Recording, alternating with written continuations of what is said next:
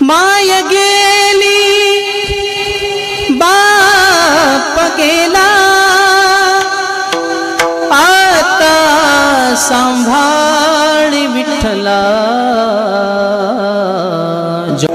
ज्यांच्या जीवनातून आई निघून गेली, ज्यांच्या जीवनातून बाप निघून गेला, समजून चालायचं सुखाचा समुद्र आटला। एवढं आईचं प्रेम मुलावर असतं, तेवढंच बापाचं प्रेम सुद्धा मुलावर असतं। फरक एवढाच आहे, आईचं प्रेम दिसतं बापाचं प्रेम दिसत नाही। आई फक्त घरातलं पाहते, पण घरामध्ये शिदोरी कुठून आणून ठेवायची हे बापाकडे असते। मी तर म्हणतो या जगामध्ये असा कोणताच बाप नाही की त्याला वाटते माझ्या मुलीचं वाटोळं व्हावं, माझ्या मुलाचं वाटोळं व्हावं। नाही, उलट कोणताही बाप एकच अपेक्षा आहे, बाप करी जोडी लेकराची ओढी, माझ्यापेक्षाही माझा मुलगा मोठा व्हावा। कोण्याही बापाला एकच वाटतं, गड्या मी जे जीवनामध्ये त्रास सहन केलाय, मी जे दुःख सहन केलंय, ते दुःख माझ्या मुलाच्या वाट्याला येऊ नये। म्हणून प्रत्येकाचा बाप रात्रंदिवस कष्ट करत असतो लेकरासाठी। लेकरासाठी बाप गेल्याच्या नंतर बापाची किंमत कळत असते। प्रत्येक मुलीला माहेर आहे, माहेरामध्ये आनंद कुठपर्यंत आहे? बाप गेल्याच्या नंतर बाकीचे लोक प्रेम करतात, पण बापाच्या प्रेमात आनंद आहे, तो दुसऱ्याच्या प्रेमात आनंद नाही।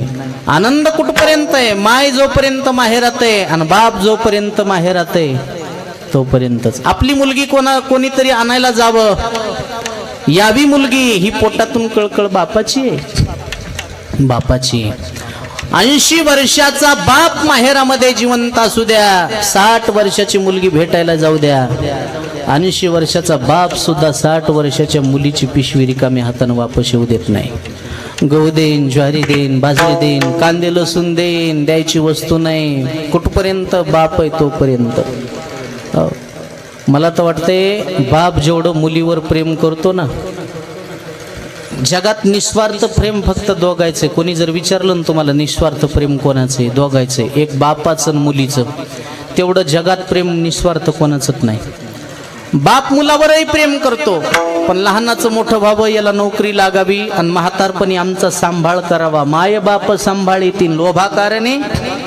पण मुलीपासून काय स्वार्थ आहे? आता इथं तुम्ही बसलेले प्रत्येक जण मुलीचा बाप आहे, तुमच्या मुलीपासून तुमचा काय स्वार्थ आहे? बापाला माहिती आहे एक दिवस मुलगी आपली आपलं घर सोडून निघून जाणार आहे गड्या, तरी पण बाप मात्र तिच्यावर प्रेम कधी कमी करत। मी तर असे काही बाप पाहिले, तो मुलीचं लग्न लावण्यासाठी खिशात पैसे नाहीत, हुंडा देण्यासाठी पैसे नाहीत, पण बापानं स्वतःची जमीन विकली आणि पोरीला चांगल्याच्याच घरी दिलं। हे फक्त बापच करू शकतो, दुसरं कोणी करू शकत नाही। बाप गेल्यावर बापाची किंमत मुलीला कळती, मुलाला कळती। मला कस तरी होत या कोणी बाबा म्हणताना,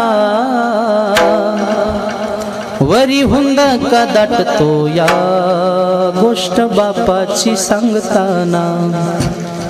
खमीस खवाटी फाटलेलं, सुई दोऱ्यानं शिवलेलं, माझ्या बापाच्या धोतराला सदा ठिगळ जोडलेलं। आदली जत्रा गावाची, बाप बाजारी जायाचा, उदार पाधार कपडे पोरांना आणायचा। जुन्या कपड्यानं बाप बाजारी फिरायचा, आमच्या पोटाची चिंता बाप मनात करायचा।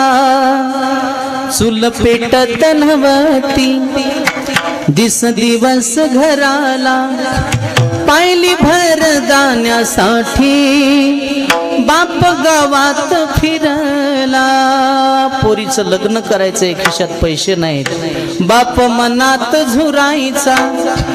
लग्न लेकीच करीन, ढांगा ढोंगा हुंड्यासाठी शेतमळ्याला विकीन। असा कनवाळू बापा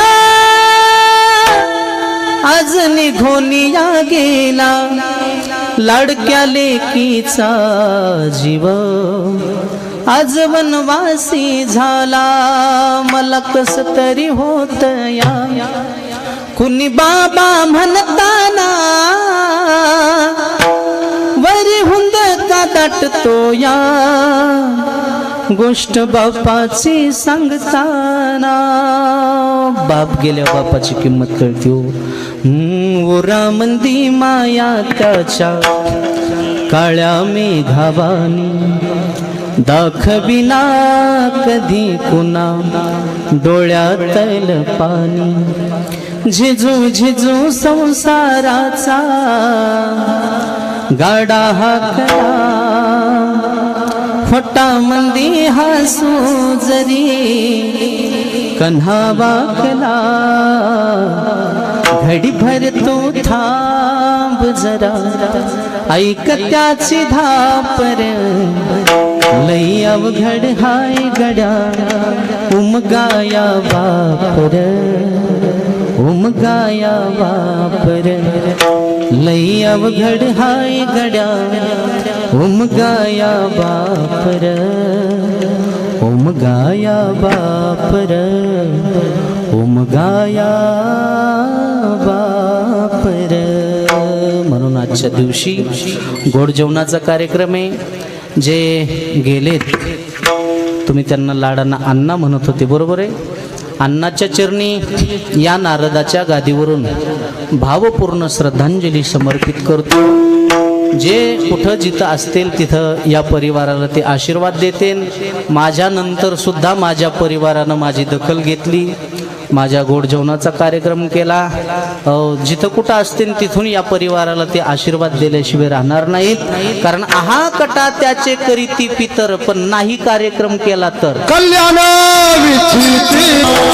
तुका म्हणे पितृ आशीर्वाद देती आणि कल्याण इच्छिती सर्व काळ. सर्वांचं कल्याण व्हावं, भलं व्हावं असं ते स्वर्गातून वैकुंठातून तुम्हाला आशीर्वाद दिल्याशिवाय राहणार नाहीत. म्हणून त्यांच्या चरणी श्रद्धांजली समर्पित करतो. आणि झालेली सेवा ज्ञानोबाराय, तुकोबाराय, चोखोबाराय, शेना महाराज, सावता महाराज, नरहरी महाराज, गोरोबा काका, जनाबाई, सकुबाई, अष्टाद सकल संत मंडळीच्या चरणी सेवा समर्पित करतो. मोतीराम महाराज, मारुती महाराज, सकल संत मंडळीच्या चरणी सेवा समर्पित करून या ठिकाणी थांबतो. ज्ञानेश्वर